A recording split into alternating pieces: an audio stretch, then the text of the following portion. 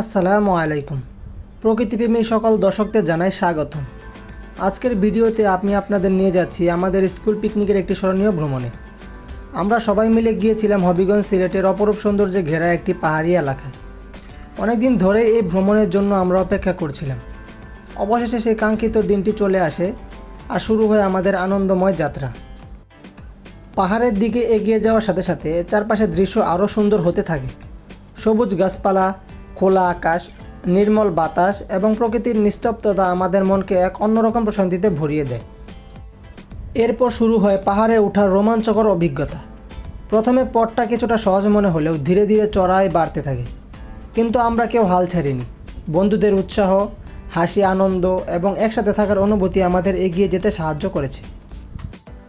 যত উপরে উঠেছি ততই প্রকৃতির সৌন্দর্য নতুনভাবে ধরা দিয়েছে। পাহাড়ের চূড়ায় দাঁড়িয়ে যখন নিচের দিকে তাকিয়েছি তখন মনে হয়েছে যেন পুরো পৃথিবীকে নতুনভাবে দেখছি। দূরে বিস্তৃত সবুজের সমারোহ, পাহাড়ের ডাল আর মনোমুগ্ধকর দৃশ্য সত্যি ভাষায় প্রকাশ করার মতো নয়। সেই মুহূর্তে আমরা সবাই প্রকৃতির সৌন্দর্যে মুগ্ধ হয়ে গিয়েছিলাম। কেউ ছবি তুলছিল, কেউ ভিডিও ধারণ করছিল, আবার কেউ শুধু দাঁড়িয়ে দাঁড়িয়ে সেই অসাধারণ দৃশ্য উপভোগ করছিল। এই ভ্রমণ আমাদের শুধু আনন্দই দেয়নি, শিখিয়েছে একতা, বন্ধুত্ব এবং একসাথে সুন্দর সময় কাটানোর মূল্য। স্কুল জীবনের এমন মুহূর্তগুলোই একদিন সবচেয়ে মূল্যবান স্মৃতিতে পরিণত হয়। জীবন কখনো কখনো আমাদের এমন কিছু মুহূর্ত উপহার দেয় যা বছরের পর বছর পেরিয়ে গেলেও স্মৃতির পাতায় অমলিন থেকে যায়। আজকের এই ভিডিওটি ঠিক তেমনই একটি দিনের গল্প।